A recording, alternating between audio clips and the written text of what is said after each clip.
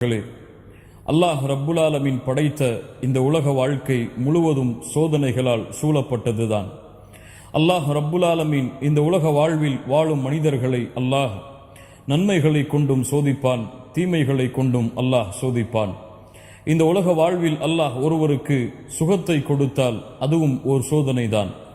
இந்த உலக வாழ்வில் அல்லாஹ் ரப்புல் ஆலமீன் ஒருவருக்கு நோயை கொடுத்தால் அதுவும் ஒரு சோதனைதான்.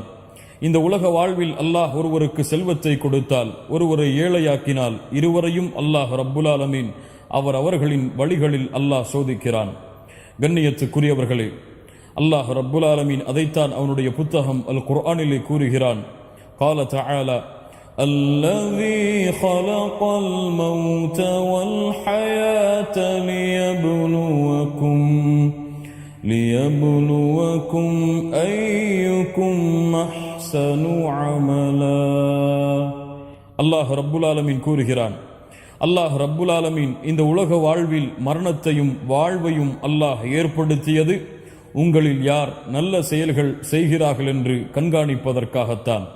கண்ணியத்துக்குரியவர்களே, அல்லாஹ் ரப்புல் ஆலமீன் இந்த உலக வாழ்வில் பாவிகளைத்தான் சோதிப்பான் என்று கிடையாது.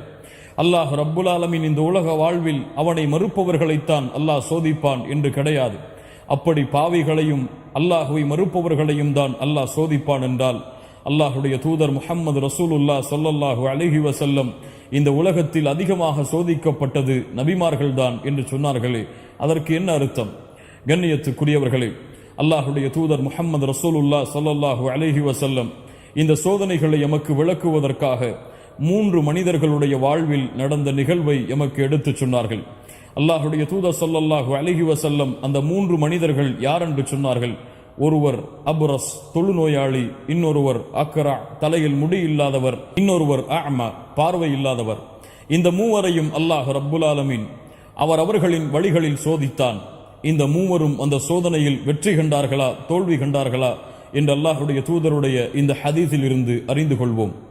அல்லாஹ் ரப்புல் ஆலமீன் இந்த தொழுநோயாளியையும், இந்த தலையில் முடி இல்லாதவரையும், பார்வை இல்லாத அந்த மனிதரையும் அல்லாஹ் சோதிக்க நாடி ஒரு மலக்கை அல்லாஹ் மனிதருடைய உருவத்தில் கண்ணியமான தோற்றத்தில் அல்லாஹ் ரப்புல் ஆலமீன் ஒவ்வொரு இடத்திலும் தனித்தனியாக அல்லாஹ் அனுப்பினான். முதலாவது மனித உருவில் வந்த அந்த மலக் அபுரஸ் தொழுநோயாளியை சந்தித்தார். அவரை சந்தித்து சொன்னார், உன்னை பார்த்தால் எனக்கு கஷ்டமாக இருக்கிறது. உன்னிடத்திலே ஒன்றை கேட்கிறேன், பதில் சொல். ஐயு ஷையின் அஹப்பு இலைக்க, இந்த உலகத்தில் உனக்கு பிடித்தமானது எது? அவர் சொன்னார், அந்த அபுரஸ் தொழுநோயாளி சொன்னார், இங்கே பாருங்கள் மக்களை, அழகிய தோளோடு அழகிய நிறத்தோடு இருக்கிறார்கள். நானோ தொழுநோயாளியாக என் தோளெல்லாம் நோய்வாய்ப்பட்டு நிறங்களெல்லாம் மறைந்து காணப்படுகிறேன். அல்லாஹ் எனக்கு இந்த நோயை நீக்கி அழகிய நிறத்தையும் தோளையும் கொடுத்தால் அதுதான் இந்த உலக வாழ்வில் எனக்கு மிக விருப்பமானது என்று சொன்னார். அந்த மலக் அல்லாஹ்விடத்திலே பிரார்த்தனை செய்து அல்லாஹுடைய உதவியோடு அந்த தொழுநோயாளியுடைய உடம்பை தடவி கொடுத்தார். அவருடைய தொழுநோய் சென்றது. அவருடைய நிறமும் நல்ல நிறமாக மாறியது. அதற்கு பிறகு அந்த மலக்கு கேட்டார், அல்லாஹ் உனக்கு அழகிய தோளை கொடுத்து விட்டான், அழகிய நிறத்தையும் கொடுத்து விட்டான். அவனுடைய உதவியால் நான் உனக்கு இதை செய்து விட்டேன். வஅய்யுல் மாலி அஹப்பு இலைக், நீ இப்போது வாழ வேண்டும் இந்த உலகத்திலே, அதனால் உனக்கு செல்வத்திலேயே மிக பிடித்தமான செல்வம் எது என்று கேட்டார். அவர் சொன்னார், எனக்கு செல்வத்திலேயே பிடித்தமானது இபில், ஒட்டகம் என்று சொன்னார். அல்லாஹ் ரப்புல் ஆலமீன் இடத்திலே பிரார்த்தனை செய்தார். அல்லாஹுடைய உதவியால் வயிற்றிலே குழந்தையை சுமக்கக்கூடிய ஒரு பெண் ஒட்டகத்தை அல்லாஹுடைய உதவியால் கொடுத்துவிட்டு அல்லாஹ்விடத்திலே பிரார்த்தனை செய்தார், யா அல்லாஹ், இந்த செல்வத்தில் இவருக்கு நீ பரக்கத்தை செய்வாயாக என்று. கண்ணியத்துக்குரியவர்களே, முதலாவது ஒருவருக்கு சோதனை முடிந்து விட்டது. அவருடைய தொழுநோய் குணமாக்கப்பட்டு விட்டது அல்லாஹுடைய உதவியால். அவர் வாழ்வதற்கு ஒரு பெண் ஒட்டகம் கொடுக்கப்பட்டு அதன் மூலமாக சந்ததிகள் பிறப்பதற்கும் ஏற்பாடு செய்யப்பட்டு விட்டது. இரண்டாவது மனிதரை அந்த மலக்கு சந்தித்தார் மனிதருடைய உருவத்தில். இரண்டாவது மனிதர் யார்? அக்ரா, தலையில் முடி இல்லாதவர், வழுக்கை தலையுடையவர். சந்தித்து கேட்டார், வஅய்யு ஷையின் அஹப்பு இலைக்க, தோழரே, இந்த உலகத்திலேயே உனக்கு பிடித்தமானது எது? அந்த தலையில் முடி இல்லாதவர் சொன்னார், எனக்கு இதுதான் மிகப்பெரிய குறை. இதனால் தான் மக்கள் என்னை கேவலப்படுத்துகிறார்கள், இழிவுபடுத்துகிறார்கள். எனக்கு தலையில் முடி வந்து விட்டால் அதுதான் இந்த உலகத்தில் எனக்கு விருப்பமானது. அல்லாஹ்விடத்திலே அந்த மலக்கு பிரார்த்தனை செய்து அவருடைய தலையை தடகி கொடுத்தார். அதன் மூலமாக முடிகள் வளர்ந்தது. அதற்கு பிறகு கேட்டார், வஅய்யுல் மாலி அஹப்பு இலைக், உனக்கு செல்வத்தில் விருப்பமானது எது? அவர் சொன்னால், அல் பக்ரா, மாடு. அல்லாஹ் ரப்புல் ஆலமீன் குழந்தையை சுமக்கக்கூடிய ஒரு பெண் பசுவை அவருக்கு அல்லாஹ் கொடுக்குமாறு ஏவி அந்த மலக் அதை கொடுத்தார். அதன் மூலமாக சந்ததிகள் ஏற்பட்டு அவர் அந்த செல்வத்தை வளர்த்து வாழ்வதற்காக, மூன்றாவது சோதனையை செய்வதற்காக மூன்றாவது மனிதரை அந்த மலக்கு சந்தித்தார். அவர் யார்? அஅமா, பார்வை இல்லாதவர், கண் இல்லாதவர், இரண்டு பார்வைகளும் இல்லாதவர். அவரை சந்தித்த அந்த மலக்கு கேட்டார், வஅய்யு ஷைஇன் அஹப்பு இலைக, உனக்கு இந்த உலகத்தில் விருப்பமானது எது? அவர் சொன்னார், பார்வை இல்லை, இரண்டு கண்களாலும் பார்க்க முடியவில்லை, இந்த உலகத்தை நான் பார்த்ததில்லை, இந்த உலகத்துடைய மனிதர்களை நான் பார்த்ததில்லை, அதனால் எனக்கு இந்த உலகத்தில் மிக விருப்பமானது பார்வைதான். அந்த பார்வையை அல்லாஹ் எனக்கு கொடுத்தால் அதுவே போதுமானது. அல்லாஹுடைய உதவியால் அந்த மலக் அந்த பார்வை இல்லாத அந்த மனிதருடைய இரண்டு கண்களையும் தடவி கொடுத்தார். அல்லாஹுடைய உதவியால் அவர் பார்வை பெற்றார். மறுபடியும் கேட்டார், வஅய்யுல் மாலி அஹப்பு இலைக், செல்வத்தில் மிக விருப்பமானது உனக்கு எது என்று. அவர் சொன்னார், செல்வத்தில் எனக்கு மிக விருப்பமானது ஆடுகள் என்று.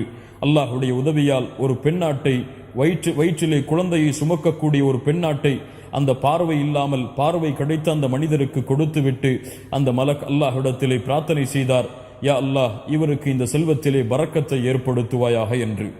மூவரையும் அல்லாஹ் சோதித்து விட்டான். தொழுநோயாளியை அல்லாஹ் ரப்புல் ஆலமீன் நன்மையை கொண்டு சோதித்தான். அவருக்கு நோய் குணமாகி அழகிய நிறம் கிடைத்து விட்டது, தொழுநோயும் குணமாகிவிட்டது.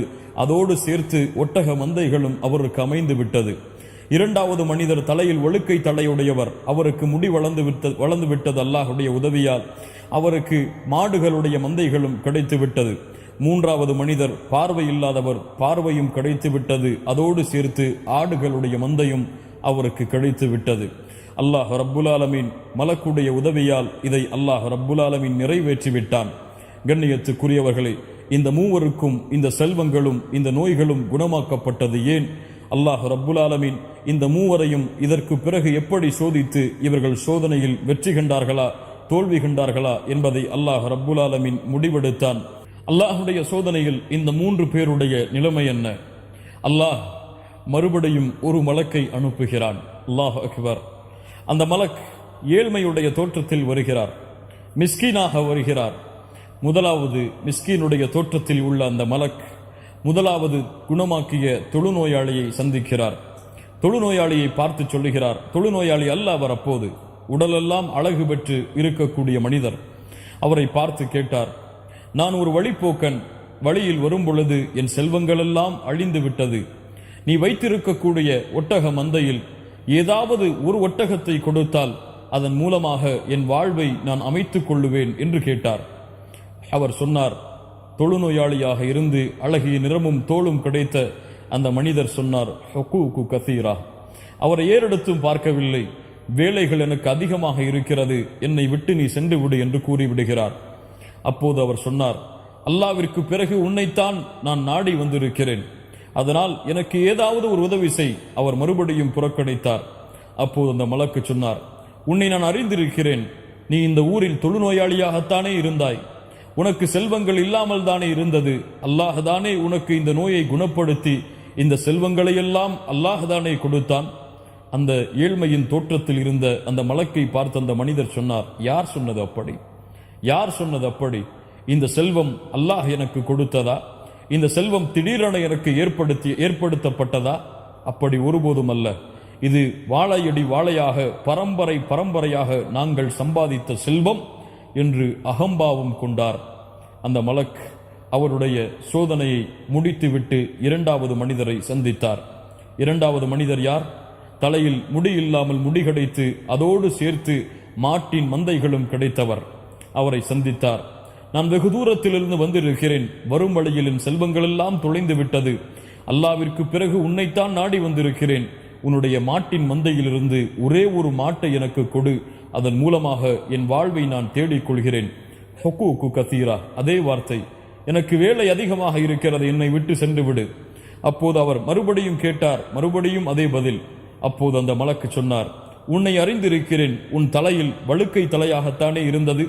உனக்கு இந்த செல்வங்கள் எல்லாம் இல்லாமல் தானே இருந்தது. அல்லாஹ்தானே உனக்கு இந்த செல்வத்தை கொடுத்தான். அல்லாஹ்தானே உன் தலையில் முடிகளை ஏற்படுத்தி உன்னை கண்ணியப்படுத்தினான். அந்த அல்லாஹ்வின் பெயரால் கேட்கிறேன், கொடுக்க மாட்டாயா? மறுத்தார். கண்ணியத்துக்குரியவர்களே, இதுதான் இந்த உலக வாழ்வில் பலருடைய நிலைமை. சோதிக்கப்பட்டால், கஷ்டத்தில் இருந்தால், அவர்கள் மிகப்பெரிய நோயில் வசித்துக் கொண்டிருந்தால், அல்லது செல்வம் இல்லாமல் இருந்தால், அல்லாஹ் எங்களுக்கு போதுமானவன், அல்லாஹ்விடத்தில் தான் நாங்கள் முறையிடுவோம், யா அல்லாஹ் எனக்கு இதை கொடு கொடு என்று பள்ளிகளாக நன்மைகளை செய்து செய்து அல்லாஹ்விடத்திலே பிரார்த்தனை செய்து கொண்டே இருப்பார்கள். ஆனால் அல்லாஹ் கொடுத்து விட்டால் அல்லாஹ்வை மறந்து விடுவார்கள். அல்லாஹ் கொடுத்து விட்டால் அதிலிருந்து பிறருக்கு கொடுப்பதற்கு அவர்களுடைய உள்ளம் தயங்கும். அல்லாஹ் கொடுத்த செல்வம் என்பதை மறந்து நாங்கள் உருவாக்கிய செல்வம் என்ற அகம்பாவம் ஏற்படும். அப்படித்தான் அந்த இருவருக்கும் ஏற்பட்டது. அந்த மலக் மூன்றாவது மனிதரை சந்தித்தார். பார்வை இல்லாமல் பார்வை கிடைத்த அந்த மனிதரை சந்தித்து கேட்டார், நான் வழிப்போக்கனாக வந்திருக்கிறேன். என்னிடத்தில் எந்த வசதியும் இல்லை. உன்னுடைய ஆட்டின் மந்தையில் ஏதாவது ஒரு ஆட்டை கொடுத்து உதவினால் அதன் மூலமாக என் வாழ்வை நான் அமைத்துக் கொள்கிறேன். அவர் சொன்னார், அல்லாஹ் அக்பர், இப்படித்தான் நான் பார்வை இல்லாமல் இருந்தேன். அல்லாஹ் எனக்கு ஒரு மனிதருடைய உதவியை கொண்டு பார்வையை கொடுத்தான். செல்வம் இல்லாமல் இருந்தேன். அல்லாஹ் எனக்கு இந்த ஆட்டின் மந்தைகளை கொடுத்து செல்வத்தை அல்லாஹ் ஏற்படுத்தினான். தோழரே, அதே போன்ற நிலைமையில் நீயும் இருக்கிறாய். இப்போது இதோ இந்த ஆடுகள், இதில் எதை நீ ஓட்டிச் செல்ல வேண்டும் என்று ஆசைப்படுகிறாயோ அதை நீ ஓட்டிச் செல். அல்லாஹ் ரப்புல் ஆலமீன் உனக்கு அருள் செய்யட்டும் என்று சொன்னார். இவர்தான் சோதனையில் வெற்றி கண்டவர். இவர்தான் அல்லாஹ் நேசிக்கக்கூடிய அடியான். இவர்தான் அல்லாஹ்விற்காக வாழக்கூடிய அடியான். நன்மைகள் கிடைத்தாலும் அல்லாஹ்விற்கு கட்டுப்பட்டு வாழ்ந்தார். அல்லாஹ் சோதனைகளை கொடுத்தாலும் அல்லாஹ்விற்கு கட்டுப்பட்டு வாழ்ந்தார். இவ்வளவு பெரிய வசதிகளும் நோயும் குணப்படுத்தப்பட்ட பிறகு கூட அல்லாஹ் ரப்புல் ஆலமீன் செய்த நன்றிக்கு நன்றியோடு தன் வாழ்நாளை கழித்துக் கொண்டிருந்தார். இன்ஷா அல்லாஹ் இவர் மரணம் வரை அந்த நன்றியோடு இந்த உலகத்தில் வாழ்ந்து மறைந்திருப்பார். கண்ணியத்துக்குரியவர்களை அந்த மலக்கு சொன்னார், ரத்தியல்லாஹு அன்க, அல்லாஹு அக்பர், ரத்தியல்லாஹு அன்க, உன்னை கொண்டு அல்லாஹ் பொருந்திக் கொண்டான். அந்த இருவரின் மீதும் அல்லாஹ் ரப்புல் ஆலமீன் கோபம் கொண்டு விட்டான் என்று கூறிய அந்த மலக் அல்லாஹ் ரப்புல் ஆலமீன் கொடுத்த பணியை முடித்துவிட்டு சென்றார். கண்ணியத்துக்குரியவர்களே, இந்த நிகழ்வு தரக்கூடிய பாடம், இந்த நிகழ்வு தரக்கூடிய படிப்பினை எம்முடைய வாழ்வில் ஆயிரம் மடங்கு பெருக வேண்டும். அல்லாஹ் ரப்புல் ஆலமீன் இடத்திலே கஷ்டத்திலே கேட்கிறோம். அல்லாஹ் அந்த கஷ்டத்தை நிறைவேற்றி, அல்லாஹ் அந்த கஷ்டத்தை இடத்திலிருந்து நீக்கி அல்லாஹ் நன்மைகளை செய்து விட்டால் அல்லாஹ்வை மறந்துவிடக்கூடாது. மூமின்களே, இந்த உலகத்தில் நாம் வைத்திருக்கக்கூடிய எந்த நியமத்தும் எமக்குரியதல்ல. இந்த பார்வை எமக்குரியதல்ல, இந்த உடல் எமக்குரியதல்ல, இந்த நாவு எமக்குரியதல்ல, இந்த சொற்கள் எமக்குரியதல்ல, இந்த வானம் பூமியில் உள்ள எதுவும் எமக்கு சொந்தமானதல்ல. இந்த உலகத்தில் நாம் பெற்றிருக்கக்கூடிய எந்த அருளும் எமக்கு உரித்தானதல்ல. சாலிஹான மனைவி அல்லாஹ் எமக்கு கொடுத்த அருள்கொடை, எம்முடைய குழந்தைகள் அல்லாஹ் எமக்கு கொடுத்த அருள்கொடை, எதுவும் எம்மால் உருவாக்கப்படவில்லை. எல்லாம் அல்லாஹ் எமக்கு கொடுத்தது. அல்லாஹ் ரப்புல் ஆலமீன் அவனுடைய புத்தகம் அல் குர்ஆனிலே அதைத்தான் சொல்கிறான், வமா பிக்கும் மின் நிஅமத்தின் ஃபமின் அல்லாஹ், உங்களிடத்திலே இருக்கக்கூடிய எல்லா அருள்கொடைகளும் அல்லாஹ்விடத்திலிருந்து உங்களுக்கு வந்தது. வ ஆதாக்கும் மின் குல்லி மா சஅல்துமு, நீங்கள் கேட்ட அனைத்து விஷயங்களையும் அல்லாஹ் உங்களுக்கு கொடுத்திருக்கிறான். வ இன் தஉது நிஅமத்தல்லாஹ், அல்லாஹ்வுடைய அருள்கொடையை நீங்கள் எண்ண ஆரம்பித்தால் லா துஹ்ஸூஹா, எண்ணி முடிக்க முடியாது. மூமின்களே, சோதனை வந்தால் பொறுமையை கையாளுங்கள். நன்மைகளை அல்லாஹ் கொடுத்தால், சுகமாக உங்களை வாழ வைத்திருந்தால் அல்லாஹ் கொடுத்ததென்று நன்றியோடு வாழுங்கள். அல்லாஹ் எப்படி அந்த பார்வை இல்லாமல் பார்வை கிடைத்து செல்வம் கிடைத்ததற்கு பிறகும் அல்லாஹ்விற்கு நன்றியோடு வாழ்ந்தாரோ, அவரை எப்படி அல்லாஹ் பொருந்திக் கொண்டானோ, அது போன்று அல்லாஹ் உங்களையும் என்னையும் இப்படி வாழ்ந்தால் பொருந்திக் கொள்வான். அல்லாஹ் ரப்புல் ஆலமீன் அதற்கு அருள் செய்யட்டும். அஸ்ஸலாமு அலைக்கும்.